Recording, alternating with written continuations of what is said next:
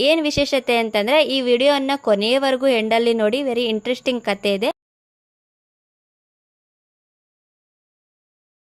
ಎಲ್ಲರಿಗೂ ನಮಸ್ಕಾರ ನಮಸ್ಕಾರ ನಮಸ್ಕಾರ.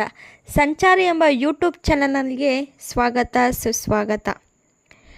ಎಲ್ಲರಿಗೂ ಮಣ್ಣೆತ್ತಿನ ಅಮಾವಾಸ್ಯೆಯ ಶುಭಾಶಯಗಳು.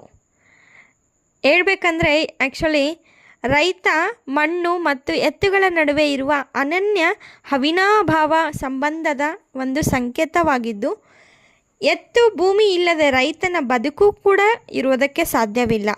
ರೈತನಿಗೆ ಭೂಮಿ ಎಷ್ಟು ಮುಖ್ಯವಾಗಿರುತ್ತದೆಯೋ ಅಷ್ಟೇ ಸಹಿತ ಕೂಡ ಎತ್ತುಗಳು ಸಹ ಅಷ್ಟೇ ಅವಶ್ಯಕತೆವಾಗಿರುತ್ತದೆ. ಹೀಗಾಗಿಯೇ ಎತ್ತುಗಳು ನಮ್ಮ ಮನೆಯ ಮುತ್ತುಗಳಾಗಿರುತ್ತದೆ ಎಂದು ರೈತರು ಅಭಿಮಾನದಿಂದ ಕರೆಯುವುದು ಉಂಟು.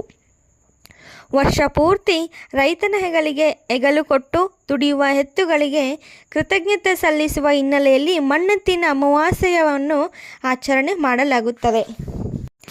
ಮಣ್ಣು ಮತ್ತು ಮಾನವನಿಗೆ ಅವಿನಾಭಾವ ಸಂಬಂಧವಿದ್ದು, ರೈತರಿಗೆ ಎತ್ತುಗಳು ಎರಡು ಕಣ್ಣುಗಳಿದ್ದಂತೆ. ಮತ್ತೊಂದೆಡೆ ಮಣ್ಣು ಕೂಡ ದೇವ ಸ್ವರೂಪಿಯಾಗಿದ್ದು, ಎತ್ತುಗಳು ಜಮೀನಿನಲ್ಲಿ ರೈತನಿಗೆ ಹಗಲಿರುಳು ದುಡಿಯುವಲ್ಲಿ ತುಂಬಾ ನೇರವಾಗಿರುತ್ತವೆ. ಮತ್ತೊಂದೆಡೆ ಭೂತಾಯಿ ರೈತನಿಗೆ ಅನ್ನ ನೀಡುತ್ತಾಳೆ. ಹೀಗಾಗಿ ಮಣ್ಣು ಮತ್ತು ಎತ್ತುಗಳನ್ನು ರೈತರು ಪೂಜನೀಯ ಒಂದು ಭಾವದಿಂದ ಕಾಣುತ್ತಾರೆ. ಹೀಗಾಗಿ ರೈತರು ಎತ್ತು ಮತ್ತು ಮಣ್ಣನ್ನು ಪೂಜೆ ಮಾಡುತ್ತಾರೆ.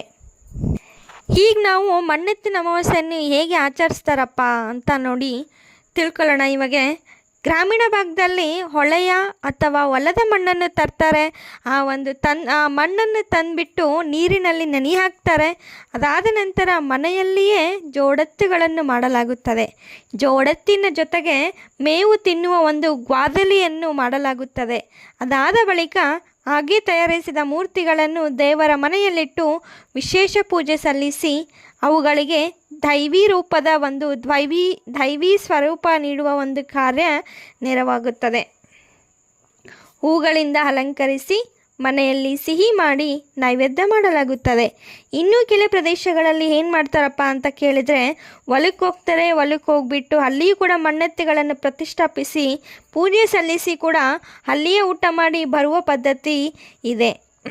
ಅದಾದ ನಂತರ ಏನು ಮಾಡ್ತಾರೆ, ಬೆಳಗ್ಗೆ ಪೂಜೆ ಮಾಡಿರ್ತಾರಲ್ಲ, ತದನಂತರ ಸಂಜೆ ವೇಳೆ ಹೋಗ್ಬಿಟ್ಟು 2 ಜೋಡಿ ಎತ್ತುಗಳನ್ನು ಮಣ್ಣಿಂದ ತಯಾರಿಸಿರ್ತಕ್ಕಂಥ 2 ಜೋಡಿ ಎತ್ತುಗಳನ್ನು ಕೆರೆಗೆ ಅಥವಾ ಒಳಗೆ ಹೋಗಿ ಬಿಡಲಾಗುತ್ತದೆ.